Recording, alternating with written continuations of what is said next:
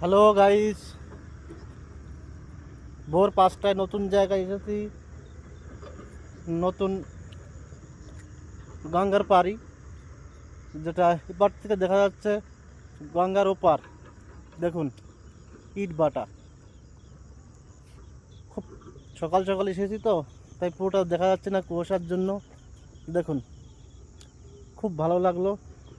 আর এখানে এসে এটা হচ্ছে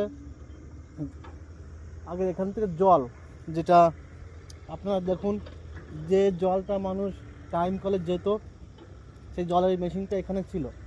তো এখানে পুরনো হয়ে গেছে মনে হয়, এই জন্য যেটা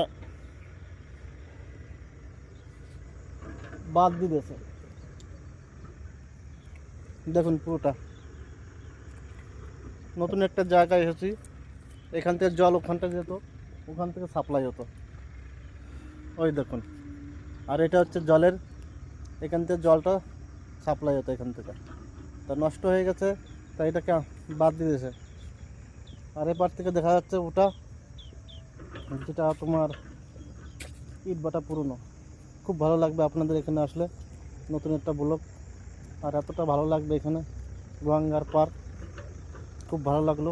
কিন্তু খুব ভোরে তো, তাই পুরোটা দেখা যাচ্ছে না এখান থেকে। আর দেখুন, এখান থেকে ওটা হচ্ছে যেটা মাছ ধরে, যাকে বলা হয় বড় ভেসাল, ভেসাল না কি বলা হয় সেটা। দেখুন, এখান থেকে দেখা যায়। ও দেখুন, আবসা আবসা দেখা যাচ্ছে,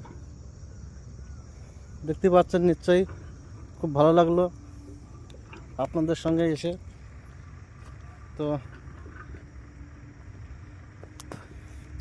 কিছু বলতে পারছি না, খুব ঠান্ডা লাগছে, একটা শার্ট।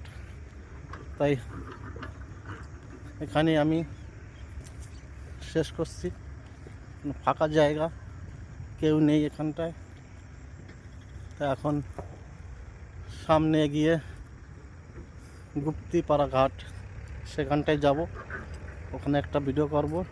তো ওখান থেকে বাড়ি রওনা হব। তো দেখুন, পুরনো একটা জায়গা, অনেক পুরনো ছিল জায়গাটা। খুব ভালো লাগবে। আর খুব নিরহ জলটা দেখুন, দেখতে পাচ্ছেন। তো বাই, টাটা, আবার একদিন দেখা হবে আপনাদের সঙ্গে। Good bye.